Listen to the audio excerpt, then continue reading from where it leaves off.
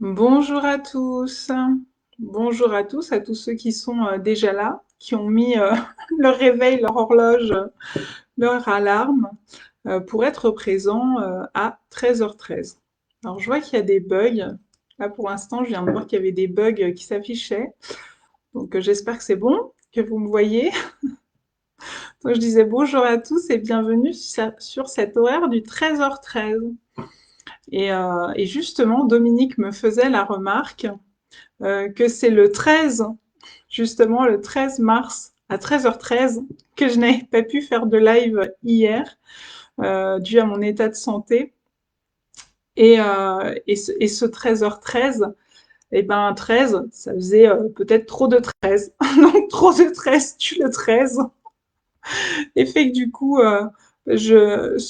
ça n'a pas fonctionné. Donc je voudrais surtout tous vous remercier pour tous les petits mots gentils que vous m'avez envoyés. Hein. J'ai pas répondu, mais le cœur y était. J'ai regardé en fin de journée hier. Coucou Ayette, contente de vous voir. N'hésitez pas hein, dans les commentaires, il faut que j'arrive à travailler en miroir. Dans les commentaires, à me faire un petit coucou, un petit bonjour. Au moins, je sais qui est là, qui n'est pas là. Ça m'aide des fois un petit peu. On l'a vu mardi. J'ai cité Marion, je savais pas qu'elle était derrière l'écran et finalement, elle a mis un commentaire pour valider ce que j'étais en train de raconter. Donc je vous disais hier, le 13 mars à 13h13, peut-être trop de 13. Tue le 13. Le 13, faut savoir que dans le tarot, c'est l'arcane sans nom. Malgré tout, il a un surnom, cet arcane. C'est celui de la mort, c'est celui du changement. Alors, est-ce que je vais un peu mieux? Je vais vous en parler justement, parce que ça me semble super important et super adéquat de mettre un peu de lumière sur ce qui s'est passé hier et avant-hier et vous expliquer en fait pourquoi je n'ai pas pu faire de live. Il y en a quand j'ai expliqué que j'étais malade et c'était vraiment le cas. Certains m'ont mis en suggestion sous le message dans les commentaires. Et peut-être que tu as attrapé un petit virus ORL qui traîne, peut-être que tu as eu ci ou ça. Et en fait, non, ça a plutôt un lien avec mon empathie. Donc, on parlait de mon degré d'empathie. Je vous avais expliqué que mon empathie était relativement vaste, en fait. Je l'ai même qualifié d'XXL. Et justement, faites attention. Je vous l'ai dit depuis le début de la semaine, le verbe est créateur et je ne le sais que trop bien. Et du coup, je vous ai parlé de mon empathie, je vous ai dit qu'elle était XXL et du coup, j'ai attiré à moi la réalité, la manifestation de ça, finalement, la conséquence hein, de cette expression que j'ai utilisée. Et, euh, et je me suis retrouvée par empathie à être connectée à des choses très compliquées, à des états de santé très difficiles. Et comme je vous l'expliquais, c'est un peu comme dans les chambres d'hôtel. Quand je passe quelque part, eh bien, je peux me retrouver facilement à transcender, à alchimiser ou à absorber, à capturer, à ressentir vraiment en moi, mais vraiment comme si ça m'appartenait, des énergies. Et là, c'est ce qui s'est produit en fait. Donc, je remercie vraiment tous ceux qui ont eu de la sollicitude pour moi, tous ceux qui ont compris qu'effectivement, je n'allais pas pouvoir tenir ce live. J'étais vraiment en piteux état, j'étais vraiment, c'était très très compliqué et j'ai eu bien du mal au départ à comprendre ce qui m'arrivait. Donc pour ça, faut remonter à mardi après le live. En fin de journée, je suis allée prendre l'air dans l'après-midi pour me ressourcer un petit peu parce qu'en fait, c'est un exercice assez prenant hein, de faire des lives comme ça à la suite pendant plusieurs jours, surtout que j'en fais avec vous. Puis j'en fais aussi dans ma formation de coaching. Donc je me suis doublé la tâche. Un seul ne suffisait pas. On multiplie la tâche par deux. Donc du coup, j'ai voulu aller me ressourcer dehors et puis je suis tombée sur un monsieur en fait qui lui-même, un monsieur très âgé qui était tombé, qui s'est fait mal en tombant. Il était en train de faire du jardinage et hélas, il est tombé sur sa pioche. Euh, il- donc ça a été déjà assez éprouvant. Il a fallu, il saignait beaucoup. Il a fallu essayer de l'aider. Ça a été déjà compliqué de le rejoindre parce qu'il y avait un grillage qui nous séparait. Donc, il a fallu faire tout le tour en courant pour le rejoindre. Il a vraiment fallu trouver de la ressource et de l'énergie pour l'aider, d'aller prévenir des secours, etc., etc. Donc ça a déjà été une première chose. Et puis quand je suis rentrée chez moi, alors forcément ça me touche, hein. Donc c'était une personne d'un certain âge qui s'est vraiment blessée en cherchant à faire du jardinage. Il est tombé, je lui ai demandé s'il avait besoin d'aide, il m'a dit non, non, c'est bon, c'est bon. Et puis finalement, il avait pas l'air de réussir vraiment à se relever, donc si, en fait, hein, il avait bien besoin d'aide. Il fait un peu partie de cette génération comme ma maman, même quand ça va pas, même quand on est dans une situation hyper compliquée. Non, non, c'est bon. Mais non, en fait, c'est pas bon. C'est là où peut-être votre empathie peut rentrer en jeu, hein, quand une personne vous dit c'est bon, mais en fait, c'est pas bon.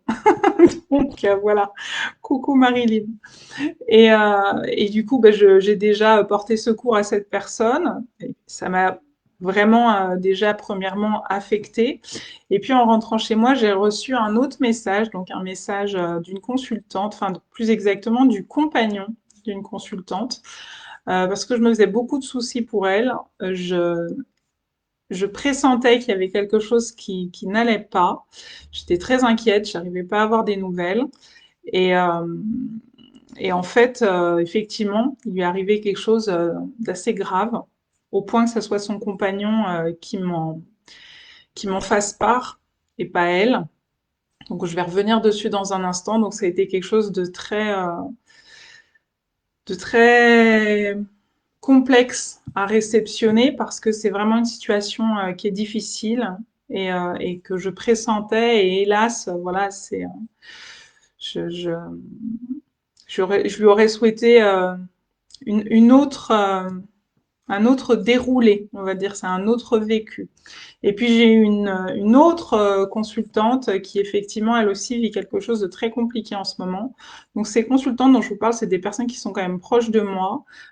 Ça fait des années que je les connais pour certaines et qui sont d'un soutien assez indéfectible vis-à-vis de moi. Donc forcément, quand il leur arrive quelque chose, ben c'est de quelque chose de dur, hein. C'est dans les deux cas de figure là des deux consultantes que je parle, c'est vraiment quelque chose de dur et de difficile. Coucou Laetitia. Et du coup, tout ça m'a beaucoup affectée. Donc tout ça s'est produit mardi soir, un mardi dans l'après-midi. Le vieux monsieur qui a eu ce souci de santé, qui a été assez impressionnant quand même, à tenter de porter secours. Puis derrière, bah, ces deux consultantes qui ont des vécus très difficiles. Et en fait, je pense que j'ai vraiment catalysé toutes les énergies, toute l'émotion, toute l'affection, tout le remue-ménage que ça a pu causer à l'intérieur de moi déjà pour commencer, mais ensuite par rapport à ce qu'elle vivait, elle. Et du coup, je pense que j'ai effectivement pas mal absorbé d'énergie directement, due à cette fameuse vaste empathie. Donc maintenant, j'essaye d'être prudente avec les mots que j'utilise, mais je le sais, hein, je connais l'histoire, je connais la chanson, je vous en ai parlé de cette loi d'attraction. Je vous ai même mis, là, j'ai pas le téléphone sous la main pour vous remettre et pour vous remettre la capture d'écran de ma vidéo que vous pouvez aller voir sur YouTube, hein, sur ma chaîne YouTube en accès gratuit. Vous avez une vidéo qui s'appelle La loi d'attraction. J'explique ça de plus près et je donne des exemples, des trucs et astuces pour mieux comprendre cette loi qui est complexe. Et donc, un de ces, on va dire, j'allais dire un de ces sous-titres, c'est pas un de ces sous-titres, mais quelque chose qui est relié à la loi d'attraction, c'est le verbe est créateur. Donc on dit quelque chose et ça fait travailler les énergies, l'univers nous renvoie à ces énergies. Donc effectivement, j'ai mis en œuvre mon empathie XXL. Et ce qui me semble très important aujourd'hui et que je souhaite partager avec vous, bah, c'est l'état de santé de Nadia. Donc en fait, Nadia, c'est une de ces consultantes dont je vous parlais et pour laquelle je me suis beaucoup inquiétée. Et effectivement, en fait, elle a eu un AVC. Et cet AVC, elle a traversé des semaines de coma, là, juste ces dernières semaines, justement. Et son compagnon m'a envoyé un message en me disant, voilà, quand elle est sortie du coma, là, actuellement, Elle est dans une phase de perte de faculté ensuite à cet AVC, notamment de l'aphasie. Donc, je rappelle que l'aphasie, c'est quand on perd l'usage de la parole. Euh, Ça peut se réapprendre, hein, effectivement, mais c'est effectivement hyper troublant quand on se réveille dans un lit d'hôpital et que tout d'un coup, on ne sait plus parler, on n'arrive plus à parler, alors que à l'intérieur de nous, ça a envie de parler, bien évidemment. Donc aujourd'hui, elle est dans cet état de santé avec suite à cet AVC. Il y a l'aphasie, mais il y a aussi une paralysie. Ça, c'est les premières nouvelles que j'ai eues mardi soir. Ça a été un vrai choc pour moi, une vraie tristesse, une vraie compassion. Et donc, je me mets vraiment à sa place et j'imagine combien ça doit être très difficile de se retrouver dans pareille situation. Et donc, j'ai demandé à son compagnon si elle acceptait, s'il arrivait à communiquer avec elle, si elle acceptait qu'on fasse un cercle de prière, en fait, pour elle, pour Nadia. Ça me semble très important de faire ce cercle de prière pour elle. C'est pour ça qu'aujourd'hui, en fait, j'ai mis cette bougie et j'ai mis une icône de la Vierge, parce que j'ai vraiment envie que vous aussi, de votre côté, vous puissiez prendre le temps d'allumer une bougie. Si là, tout de suite, à côté de vous, vous êtes chez vous, vous êtes dans votre salon, qu'il y a des bougies, ne serait-ce, hein, c'est ce que je dis tout le temps, la meilleure bougie dans ces cas-là, c'est un chauffe-plat. Pourquoi c'est un chauffe-plat? J'ai le nez qui gratte comme ma sorcière bien-aimée. Pourquoi c'est un chauffe-plat, c'est bien? Parce que un chauffe-plat, ça dure à peu près 3-4 heures. Et en fait, dans ce cas de figure, quand vous faites des cercles de prière, quand on se réunit, quand on allume des bougies, pour que ce soit pour des vivants qui sont malades ou que ce soit pour des morts, c'est bien de laisser la bougie s'éteindre toute seule par elle-même et pas du tout souffler dessus. Donc on essaye vraiment de laisser la bougie allumée dans un endroit sécurisé. Si vous devez partir et quitter la maison et qu'elle a toujours pas fini de brûler, ben par exemple la poser dehors dans le jardin, sur le balcon, sur un rebord de fenêtre ou dans un, vous savez, dans un ramequin, dans un verre là. Comment on appelle ça? Dans un, c'est pas des bougeoirs, mais j'ai le nez qui me gratte vraiment beaucoup. Donc à mon avis, il y a quelqu'un qui est par là. Il y a quelqu'un qui, il y a une âme de quelqu'un qui n'arrive plus à parler, mais qui parle autrement. Voilà. Je pense que Nadia, elle est pas bien loin. Donc, je vous demanderais vraiment que ce soit là maintenant. Si vous êtes chez vous, vous avez une bougie, un chauffe-plat à disposition sous le coude, sous la main, ou à la fin du live ou à la fin de journée, si vous rentrez chez vous à la fin de journée, de penser vraiment à Nadia. Je voudrais vraiment, vraiment qu'on envoie toutes nos prières, toutes nos belles ondes, tout notre cœur à Nadia, parce que c'est très, très difficile de faire face à un AVC, d'être déjà dans le coma, de se réveiller d'un coma. Et quand on se réveille, on a perdu la parole et on est paralysé. C'est vraiment une situation je vous le dis, mon empathie XXL, pour le coup, elle est vraiment là et c'est très dur. C'est très dur, j'imagine. Alors évidemment, hein, je peux pas communiquer avec Nadia aujourd'hui. Vous l'avez compris, aphasie et paralysie fait que je communique avec son compagnon, mais je communique par d'autres moyens et c'est très compliqué, c'est très difficile à vivre. C'est très également compliqué pour les proches, hein, qui déjà se sont fait un sang d'encre toutes les semaines pendant qu'elle a été dans le coma et aujourd'hui, parce que de très longs mois de rééducation s'annoncent. Et donc ça, c'était mardi soir, hein, cette nouvelle-là. Donc j'ai été très remuée, vous imaginez bien, plus mon autre consultante, plus mon vieux monsieur qui s'est blessé en faisant du jardinage. Donc ça a œuvré toute la nuit et tout d'un coup, à 4h30 du matin, j'étais dans un état catastrophique, hein.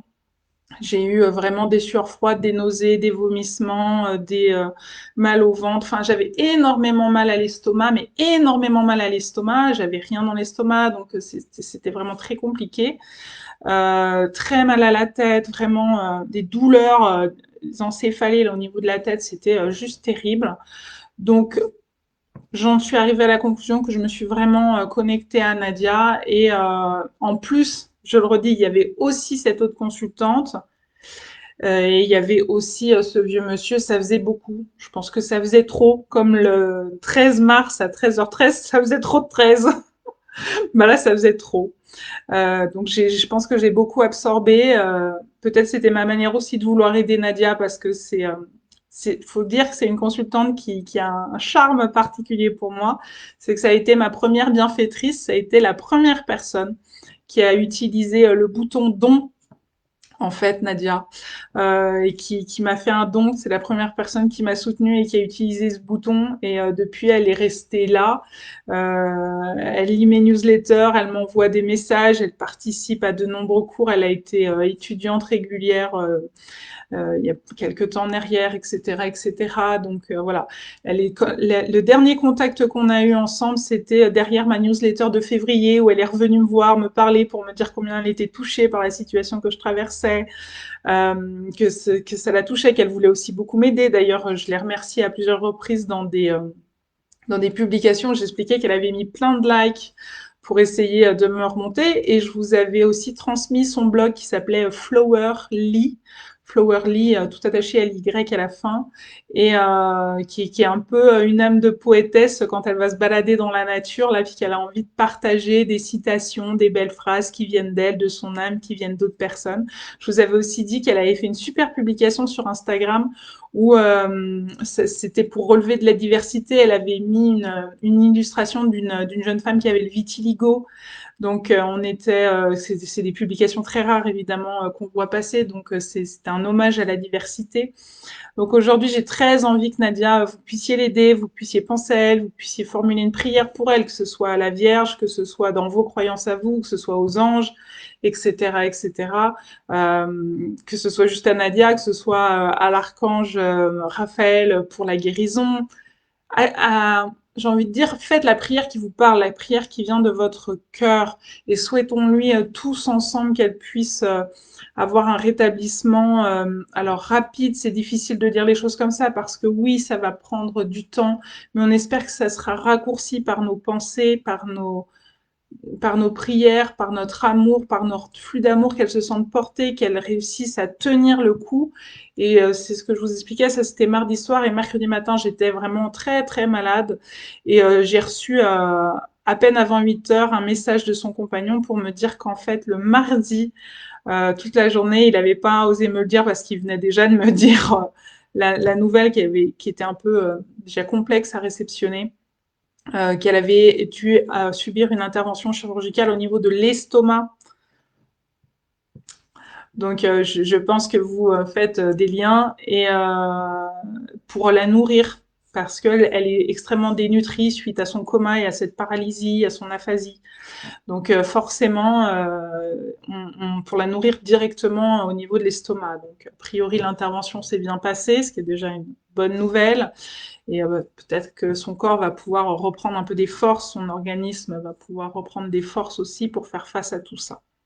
Voilà. Donc c'est ça aussi d'avoir une empathie qui est vaste, c'est de se retrouver parfois à se connecter à des choses qui sont très éprouvantes et tenter consciemment, inconsciemment, d'absorber les énergies de ces personnes, parfois pour les soulager, pour les soutenir, pour les supporter. Parfois juste on est connecté, c'est comme ça, on est connecté à leur âme, on est connecté aussi à leur corps, corps physique, corps énergétique.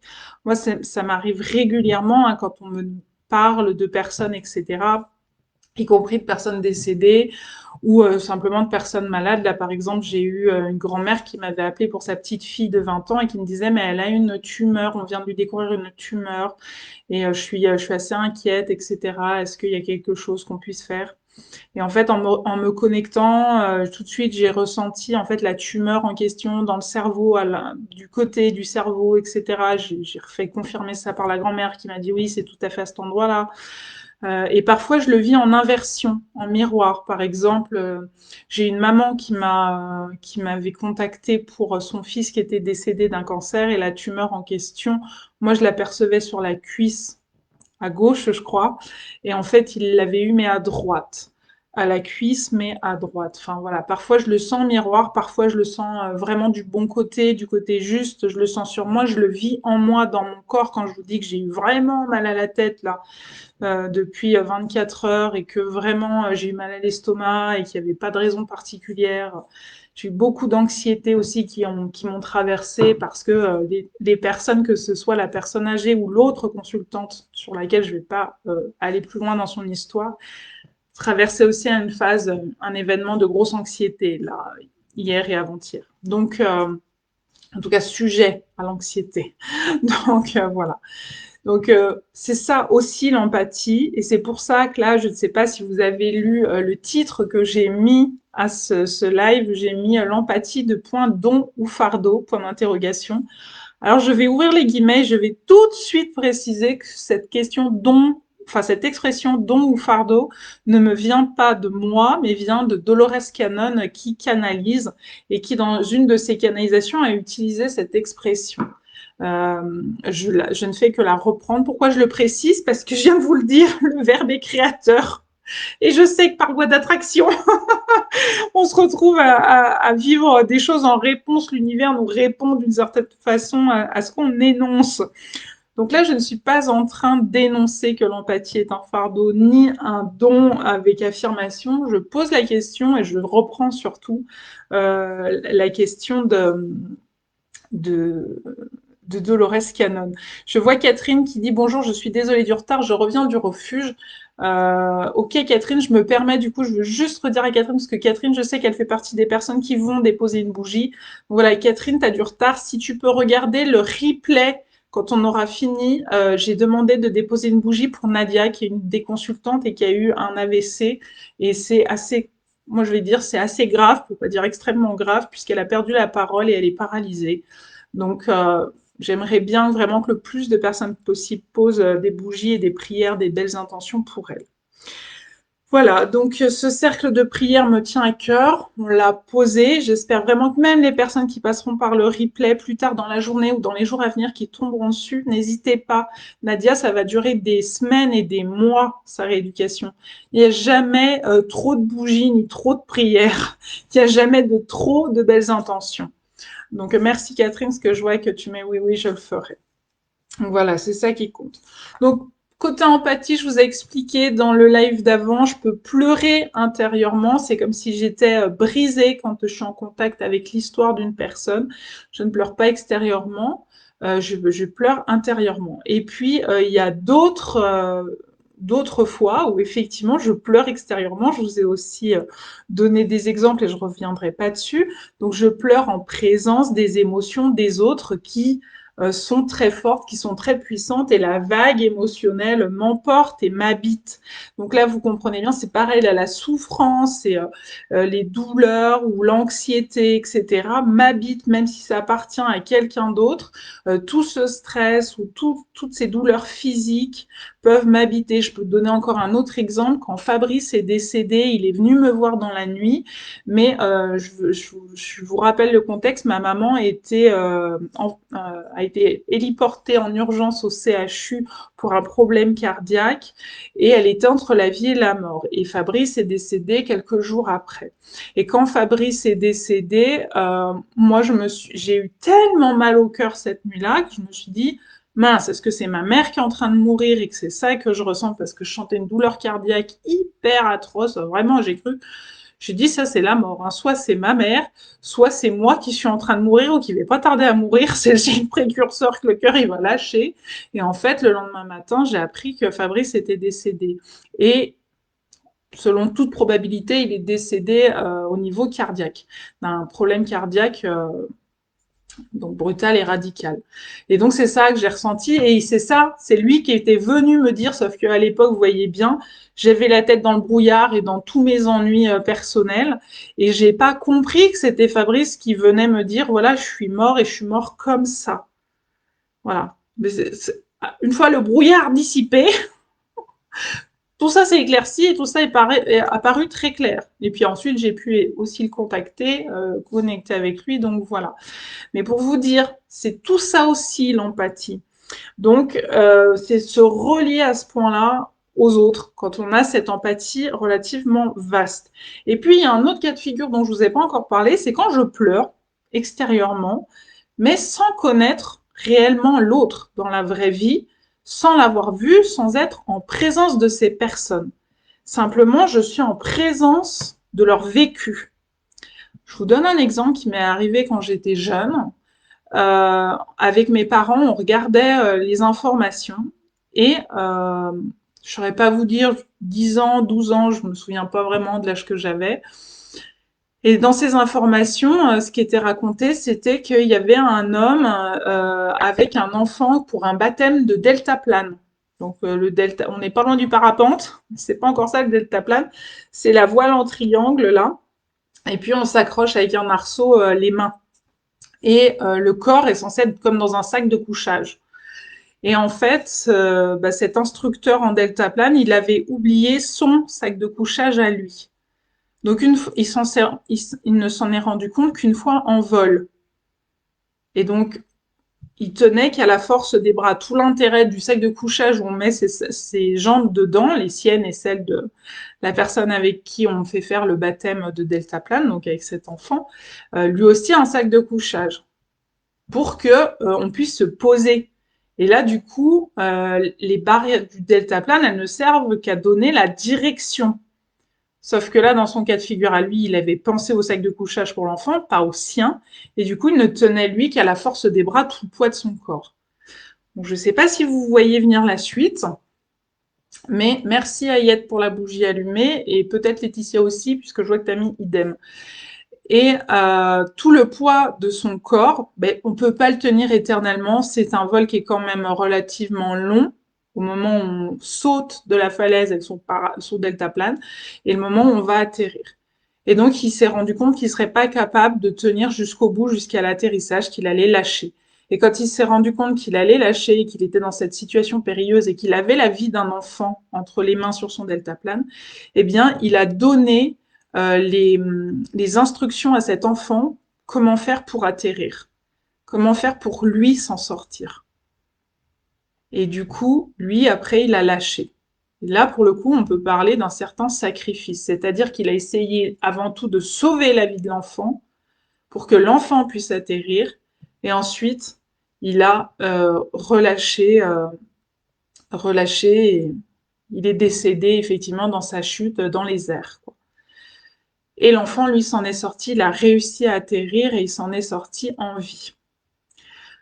Donc, quand cette information est passée à la télévision, j'étais dans un état intérieur. Tout à l'heure, je vous ai dit, je pleure intérieurement et je suis comme brisée. J'étais vraiment brisée de l'intérieur, j'étais choquée.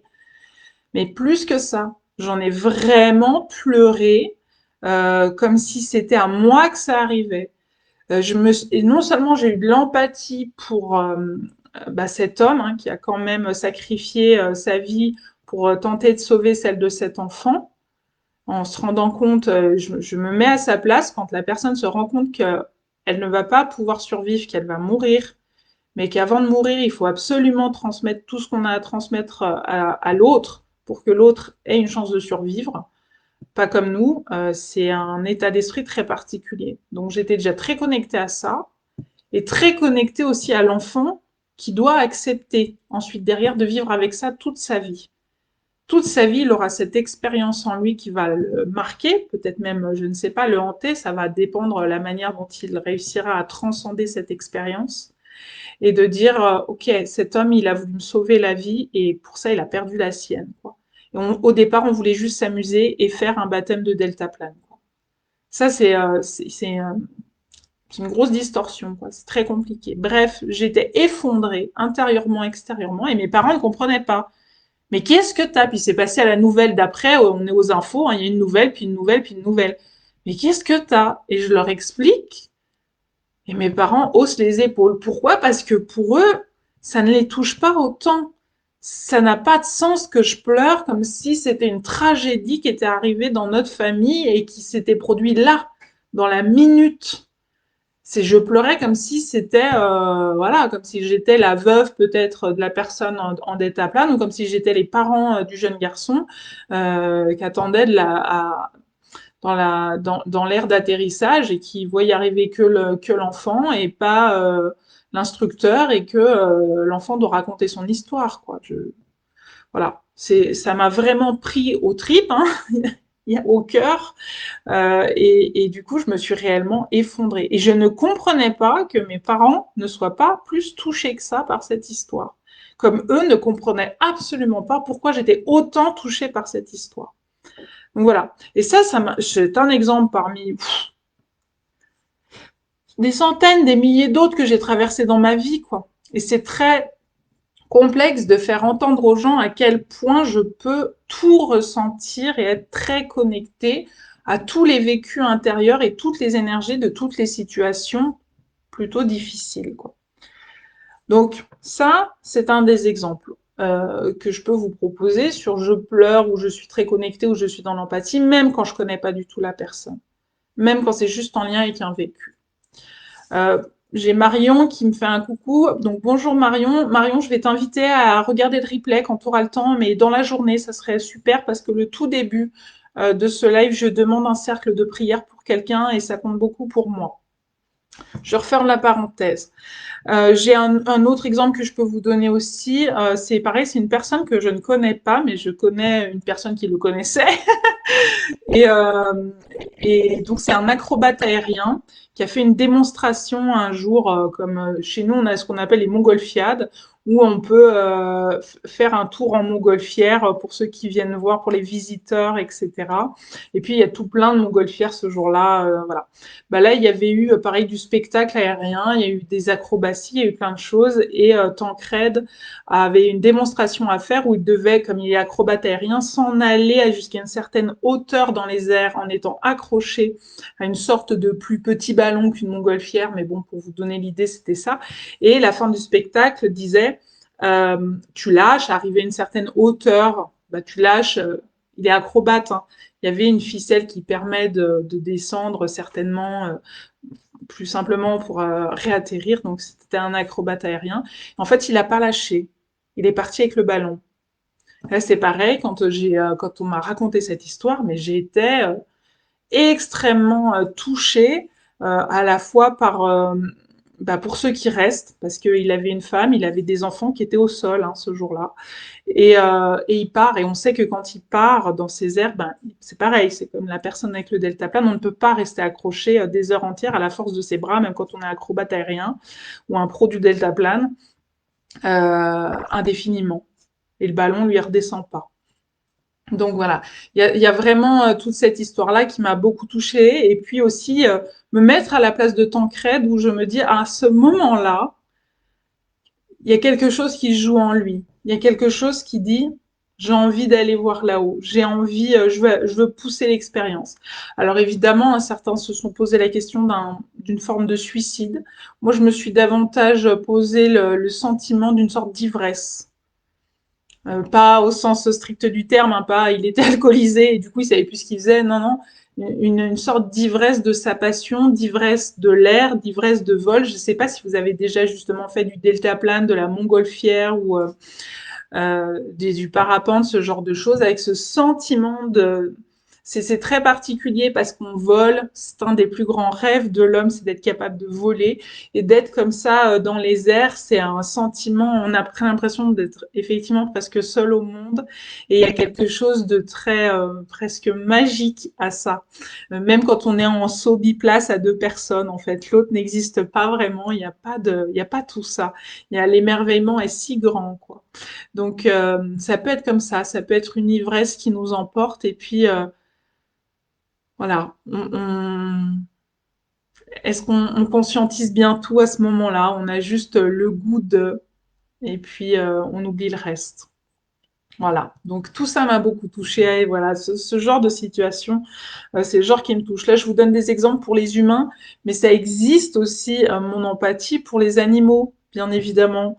Donc, notamment, effectivement, tout ce qui va être animaux maltraités. J'ai pas besoin de connaître l'animal pour que ça me touche profondément et que j'en pleure comme si c'était le mien, en fait. C'est pas le mien, mais je vais avoir la même réaction que si c'était le mien.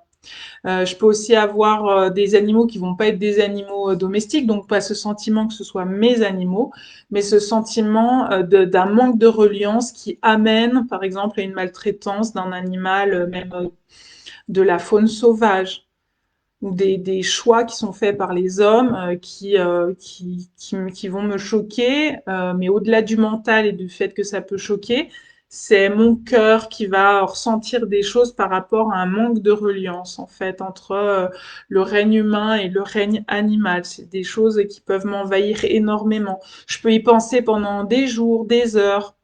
Mais on est plus sur des jours, parfois des semaines, parfois le souvenir va rester et habiter en moi. Par exemple, la fois où il y a eu cet animal qui a été percuté, c'était un chien qui s'appelait Akira. J'ai absolument eu besoin de connaître le nom de cet animal. J'ai absolument eu besoin pour m'aider à faire le deuil, de comprendre ce qui s'était passé, quoi. Donc, et qui s'est fait percuter devant moi et j'ai hurlé et tout le monde a cru que c'était mon chien en fait qui était passé sous les roues de la voiture. Non, c'était pas mon chien, mais c'était tout comme.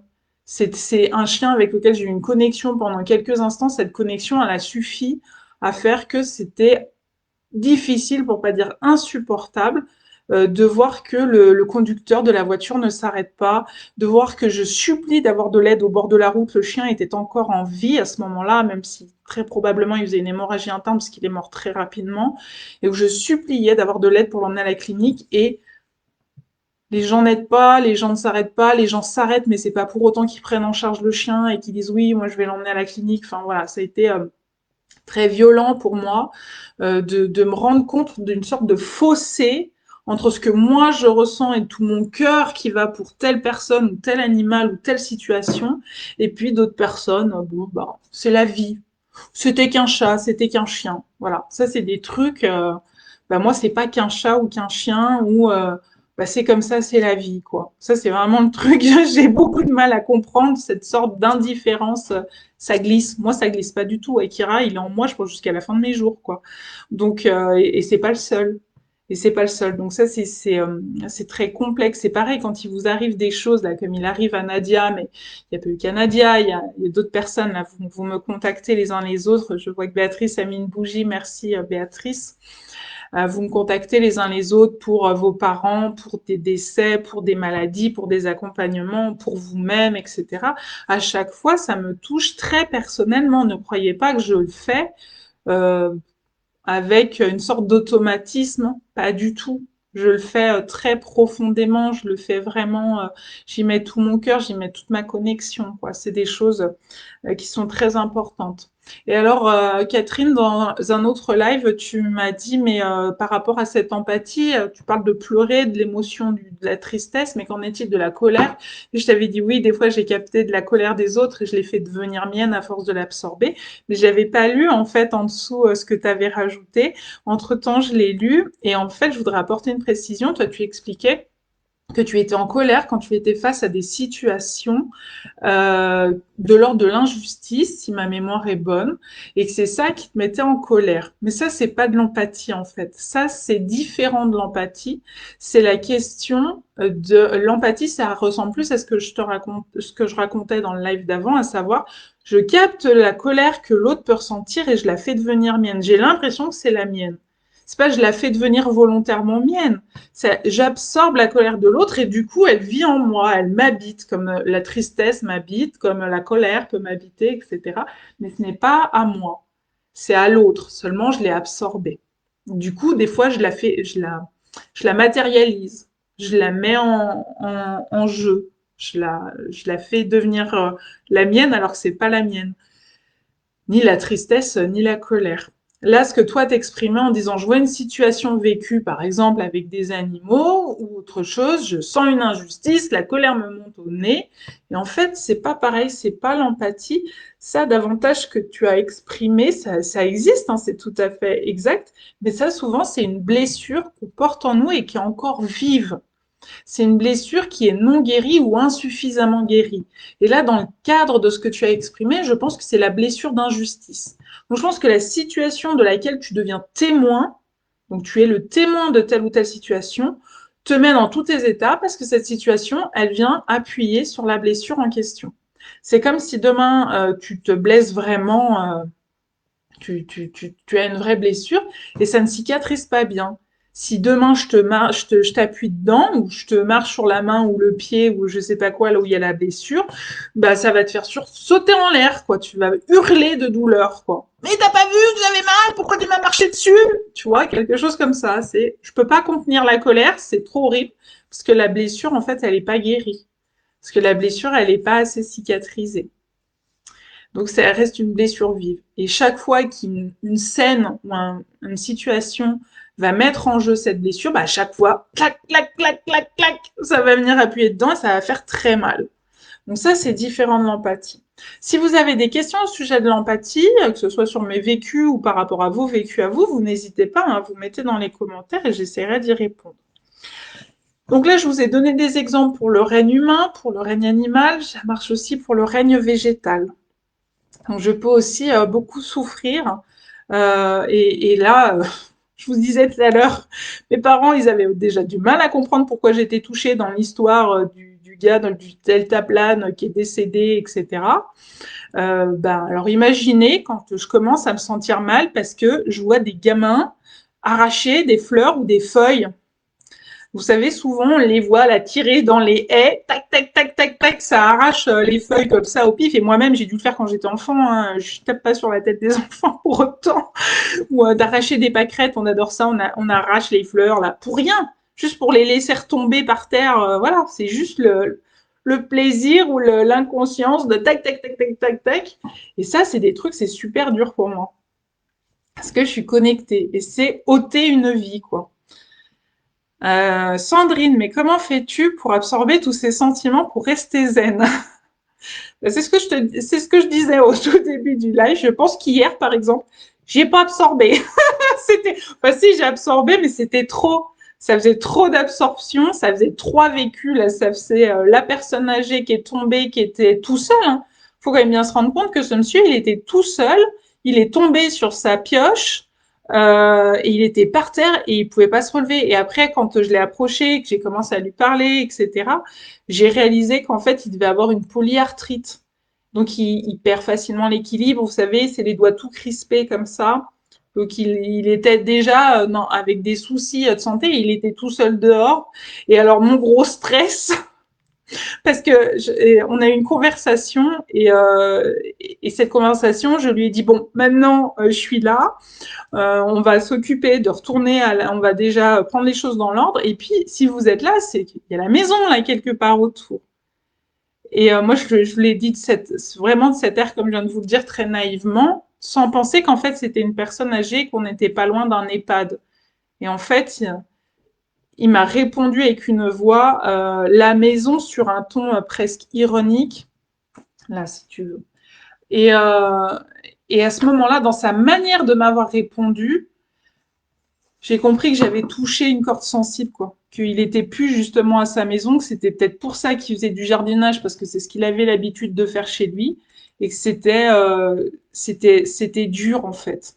C'était dur et que je venais de mettre. Pour le coup, je viens de vous dire des fois, on appuie sur des blessures. Là, je pense que j'ai appuyé sur une blessure involontairement en lui rappelant qu'il n'était pas à la maison.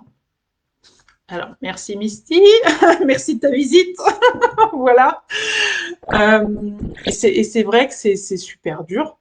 Parce que tout de suite, je suis rentrée en empathie avec lui, parce qu'il n'a pas eu besoin de le dire, en fait. J'ai tout compris, ce qui se vivait à l'intérieur de lui sur, en fait, j'ai plus de maison. Et en fait, j'habite au Val d'Arve et j'estime pas que c'est là où j'habite et c'est pas ma maison, quoi. Et faute de mieux, voilà. Et en fait, j'ai eu très peur de me dire, il insistait beaucoup pour que je prévienne pas les secours, pour que j'aille pas chercher le personnel de la maison. Je dis non, mais moi, je vous laisse pas en sang par terre comme ça et je passe mon chemin, ça marche pas, quoi. Donc, avec le recul, ma crainte, c'était de me dire, j'ai peur qu'il soit privé de sortie ensuite.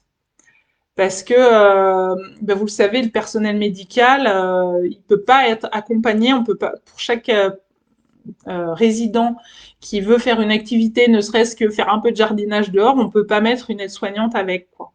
Et c'est ça le problème. Et c'est que moi, j'ai peur qu'en fait, derrière, on l'interdise de refaire des sorties parce que c'est devenu trop dangereux pour lui d'être seul et d'être en autonomie, quoi. Donc, derrière, ça m'a beaucoup travaillé aussi. C'était pas juste, il était en sang, il était par terre, il y avait personne pour l'aider, j'ai dû me débrouiller pour faire tout le tour pour l'aider et ça m'a affecté. Non, c'est tout le reste. C'est aussi la conversation que j'ai eue avec lui, c'est les blessures que j'ai senties dans son cœur, c'est quand je suis repartie en me disant merde, et en fait, si derrière on le prive de sortie parce que ils estiment que ça sera trop dangereux pour lui de ressortir tout seul et que maintenant il va être cloisonné dans sa chambre. Voilà, donc un petit événement, c'est un gros truc. Vous rajoutez à ça l'histoire de Nadia, vous rajoutez à ça l'histoire de mon autre consultante. Là, je pense que ça a fait trop. Voilà. Voilà pourquoi je suis malade. Parce qu'il y a un moment donné, ça fait trop. Donc il y a des fois j'arrive, je gère, j'ai appris à gérer. Ça fait des années, ça fait des décennies même que je vis avec. Donc on apprend à gérer petit à petit. Mais il y a des fois où ça fait trop. Puis ce qui fait trop aussi, c'est ça fait 3 événements en quelques heures. Ça fait 3 chocs affectifs. Ça fait 3 chocs énergétiques. Et ça se cumule à mon état de fatigue et de stress actuel. Je vous ai expliqué que j'ai au-delà des lives que je fais avec vous, j'en fais aussi dans ma formation business. Et du coup, ça fait beaucoup. Je commence à vraiment, voilà. Ça, à mon avis, je saturais un peu. C'était un peu le trop. C'était la goutte de trop. Enfin, la goutte. C'est des grosses gouttes, hein. Donc oui, le but du jeu, c'est pas de tout absorber, hein, qu'on soit clair, Sandrine. À une époque, moi, je suis rentrée en lithothérapie, je vais dire ça comme ça. J'ai connu les pierres parce que justement, je pouvais plus tout absorber. Donc, la labradorite, elle m'a sauvée. Ça a été ma première pierre. Elle m'a vraiment aidée à m'en sortir. Parce qu'à un moment donné, à l'époque, ça faisait trop. J'avais les dons, ils avaient grandi XXL, là aussi, comme mon empathie XXL. On y retourne. Ça devenait, tu dors plus la nuit, tu es toujours en état de canalisation, tu sors dehors, tu continues de canaliser des trucs, tu vois tous des trucs du monde invisible. Au bout d'un moment, on est dans un état, voilà. À un moment, il faut réussir à se reposer et à s'ancrer. Mais en cas de secours, par exemple, la lithothérapie, moi, c'est pour ça que je l'enseigne. C'est pour ça que j'initie à la lithothérapie, parce que ça m'a vraiment beaucoup aidé sur bien des plans, pas que sur l'absorption d'énergie, hein, mais voilà, ça m'aide sur bien des plans, ça me permet de déléguer un peu. Mais là, vous voyez, par exemple, je vous donne l'exemple de les végétaux, c'est difficile aussi pour moi, mais les minéraux aussi. Quand je vois des minéraux qui sont maltraités par les gens chez eux, c'est très dur. C'est très dur quand je vais dans un endroit où les gens, vous savez, oh j'adore les labradorites, c'est trop beau. Et puis ils en ont dans leur cabinet. Ostéopathe, kiné, prof de sport, que sais-je encore, médecin. Et moi je sens que le minéraux en question, il va pas bien du tout. Et comment dire? Alors, ça serait peut-être bien de nettoyer votre pierre. Je sais pas si vous savez que ça se nettoie. Ouais, si, on fera ça un autre jour. La pierre devant moi, elle est en détresse et elle me le dit au secours, au secours. J'ai qu'une envie, c'est de prendre la pierre, de partir avec et d'aller l'enterrer dans la forêt, quoi. C'est terrible. Ou de la nettoyer, d'essayer de lui rapporter une seconde vie. Mais il y a des fois, c'est pas possible. Il y a des fois, je perçois vraiment que le minéral, il est HS, quoi. Il n'en peut plus, puis il veut plus. Au secours. Donc, c'est super dur. Et j'ai pas beaucoup de gens qui comprennent, même quand je fais l'effort, je prends sur moi. Explique-leur, Sandra. Essaye de trouver les mots parce que c'est horrible. C'est comme si vous entendiez un être humain en détresse dire au secours, et que vous interveniez pas, quoi. Et vous de dire, bah, je vais appeler les secours. T'inquiète pas, je vais te dire à la personne, je vais te dire à ton parent, si c'est un enfant, pardon, je vais te dire à ton parent que ça va pas là. Ou là, le vieux monsieur, je vais aller le dire au personnel de l'EHPAD que ça va pas. Puis les personnels de l'EHPAD, ben, il vient pas avec un fauteuil roulant, par exemple, pour venir chercher le monsieur qui tenait plus debout, alors que je l'ai bien stipulé. Voilà, voilà. Donc, on a l'impression que ça tape à côté, quoi. On fait ce qu'on peut, on essaye, c'est terrible.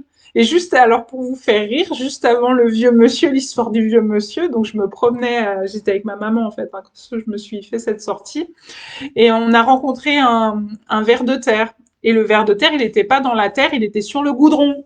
Et je me suis dit non, je peux pas le laisser là, ça va pas être possible. Je m'angoissais qu'il y ait un vélo ou un piéton qui lui marche dessus et qu'il le tue, quoi. Donc non, non, je vais prendre le temps de récupérer le ver de terre et de trouver un endroit avec de la bonne terre bien molle dans lequel il allait pouvoir se sentir bien. Enfin voilà quoi. Et je me souviens, j'avais une copine un peu chamane sur les bords qui, elle, ne supportait pas les gens. Vous savez, quand on va l'été au lac ou dans des endroits et qui marchent sur les pâquerettes, sur les fleurs qui sont au sol. Et finalement, moi, je suis devenue comme ça aussi. Alors elle disait, moi, je dis, attention. Alors c'est vrai que moi, maintenant, je me mets à le faire aussi. Alors déjà, je demande aux gens qui sont avec moi d'éviter de poser le pied sur une fleur, une tête de fleur. Voilà, c'est pénible d'être avec moi. Et puis sinon, si je dis rien. Et puis moi, je me connecte. Alors on va marcher, vous inquiétez pas, on va passer vite, ça va bien se passer. Je suis désolée. Voilà ce genre de choses. Je suis très connectée à tout ça. Et voilà, alors Ayed dit c'est très important de se donner des limites. Oui, tout à fait. Mais des fois, on sent pas qu'on va taper la limite. C'est comme là, je pouvais pas prévoir qu'en allant me sortir, je sentais justement. Tu dis la limite, je sentais que j'étais à un limite. Je viens de nous dire, ça faisait beaucoup de live, ça faisait beaucoup de pression, beaucoup de trucs là. Je vais promener pour me ressourcer. Puis tu vois, tu vas te promener pour te ressourcer, puis tu t'appelles Sandra et c'est toi qui tombes sur le vieux monsieur qui est tombé et qui s'est ouvert sur sa pioche et qui pisse le sang. Donc, tu vois, et il y a personne d'autre qui est là, il y a que toi. C'est pile avec... Et souvent, hein, je vous parlais de la loi d'attraction, souvent c'est comme ça. On attire à soi aussi ce qu'on est capable de manager, en fait. Et puis, bah, je ne savais pas non plus qu'en rentrant, c'est ce jour-là que j'allais avoir des nouvelles par le compagnon de Nadia qui m'apprend que oui, elle a eu un AVC. Puis je savais pas non plus que juste derrière, j'allais avoir en ce moment cette semaine-là, que pour mon autre consultante, c'est cette semaine-là qui était clé aussi dans sa vie. Voilà. Ça, on peut pas toujours. Ça, c'est vouloir contrôler l'incontrôlable. C'est la différence entre exogène et endogène. C'est ce que je vous disais. Il y a un moment donné, il y a l'exogène, c'est ce qui est extérieur à soi-même. Après, à part tenter de gérer comme on peut, ce qui nous tombe dessus, ce qui nous arrive, voilà quoi.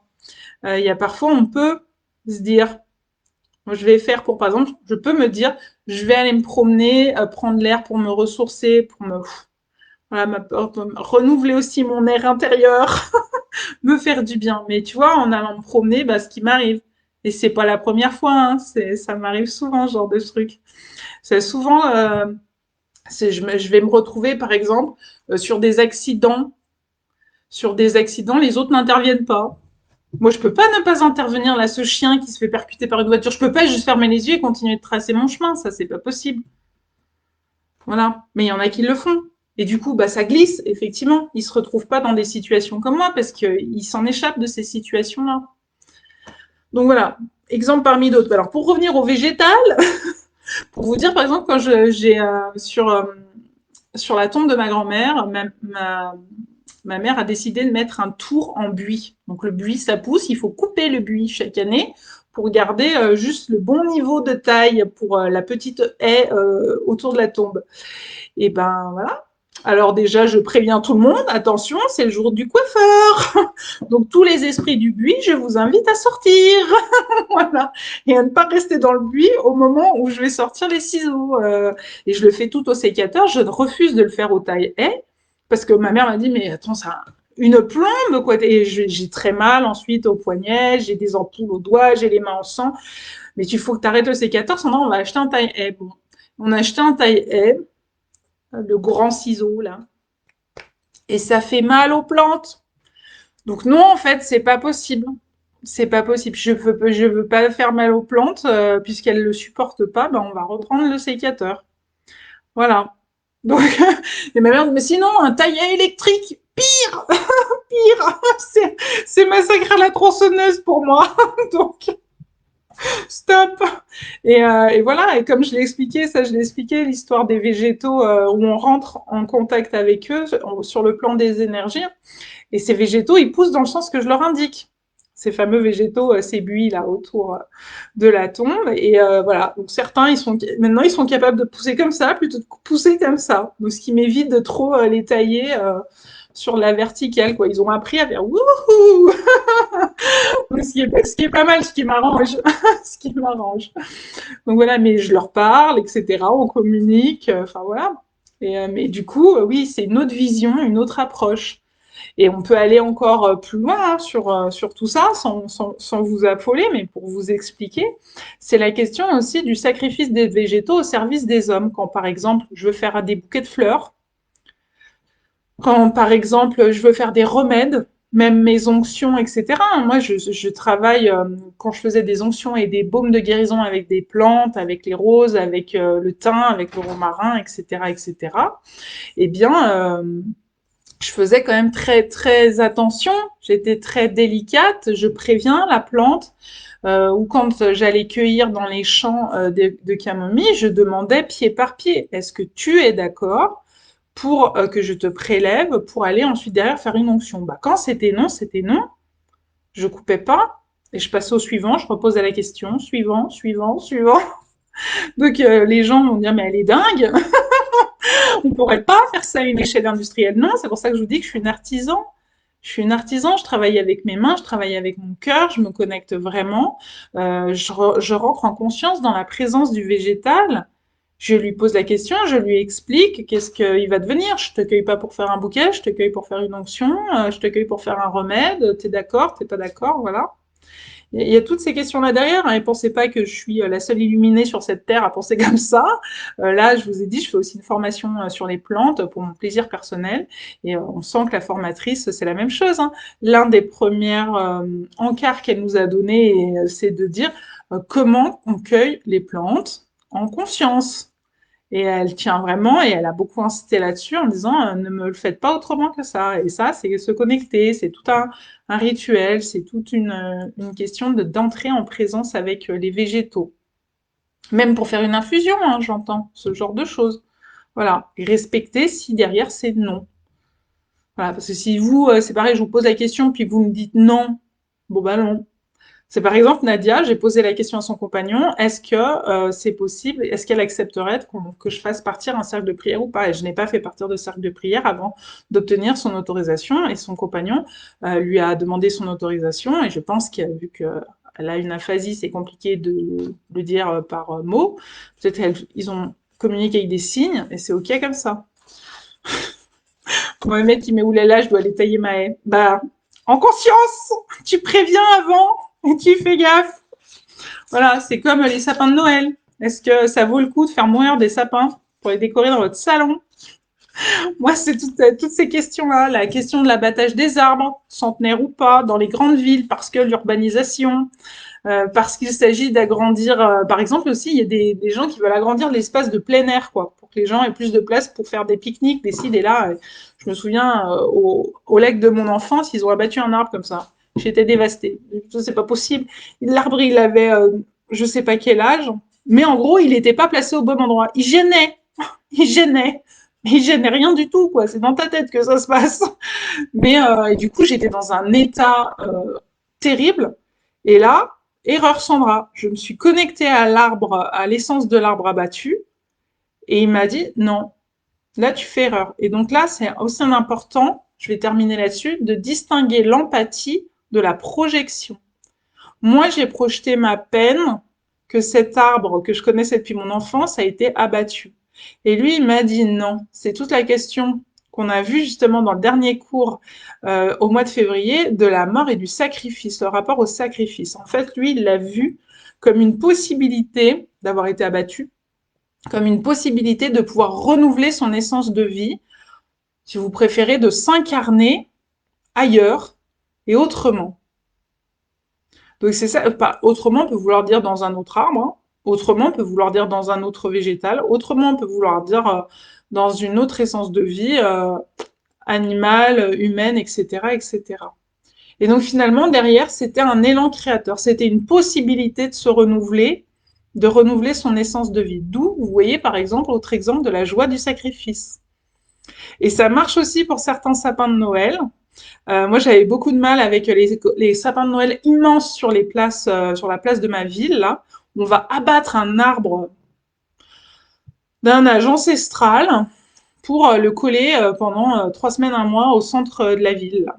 Et peuvent se faire le plaisir de le décorer, d'avoir un arbre de Noël, quoi.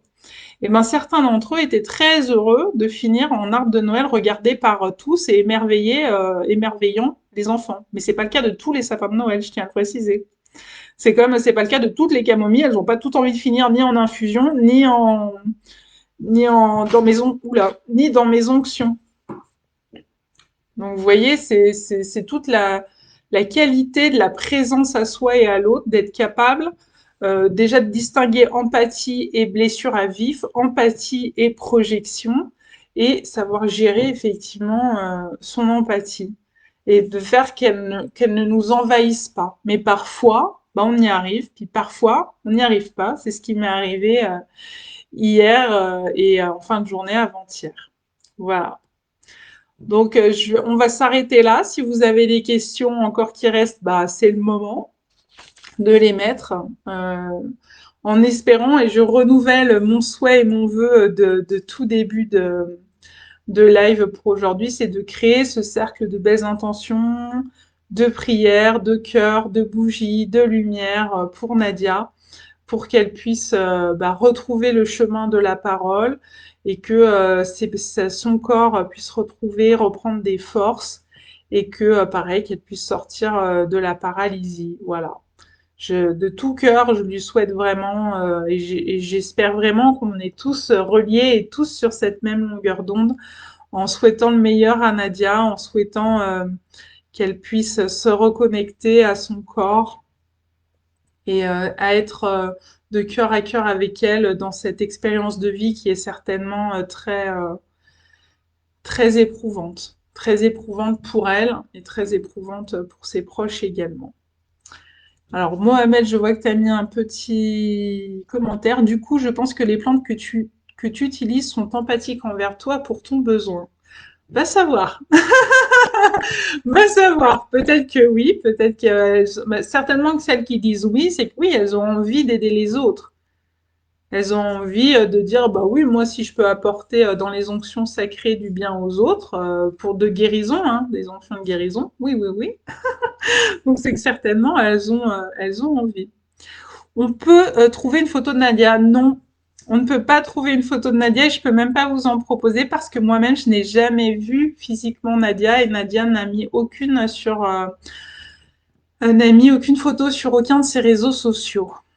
Donc non, la réponse est non. Donc c'est vraiment aller de cœur à cœur. Ce que vous pouvez savoir sur Nadia, bah, c'est que, je vous le redis, ça a été ma première bienfaitrice. Et puis vous pouvez aller voir son blog, hein, je le redis, c'est Flower, comme les fleurs en anglais, Flowerly, L-Y à la fin, sur lequel elle écrit, elle poste beaucoup de photos de toutes ses randonnées, de toutes ses sorties, notamment en montagne.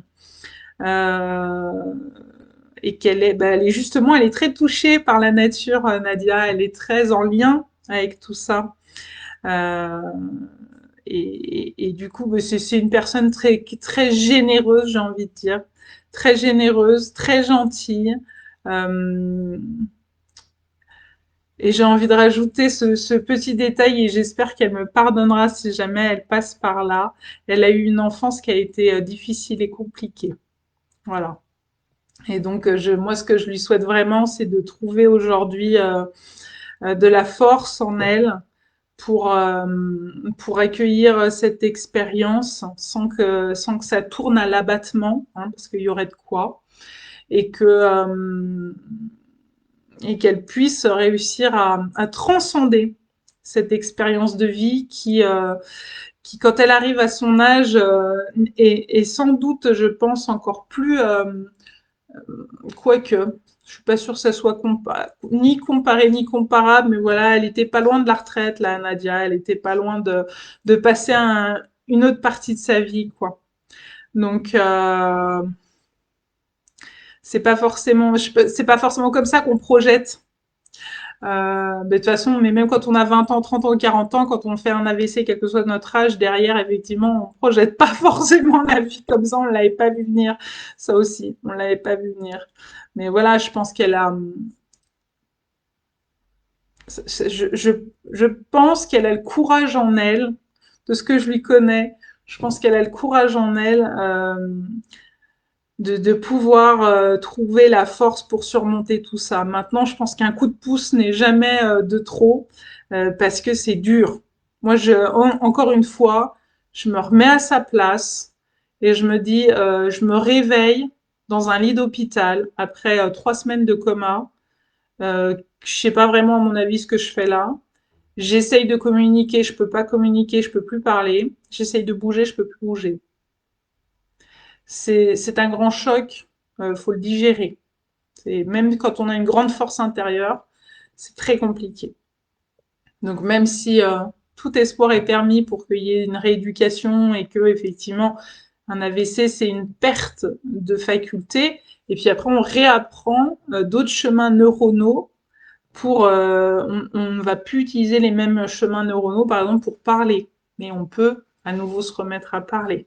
Donc c'est vraiment ce que je lui souhaite de tout mon cœur et qu'elle retrouve justement cette manière de retrouver un autre chemin dans sa tête, dans ses neurones, dans son corps et peut-être aussi dans sa vie, pourquoi pas.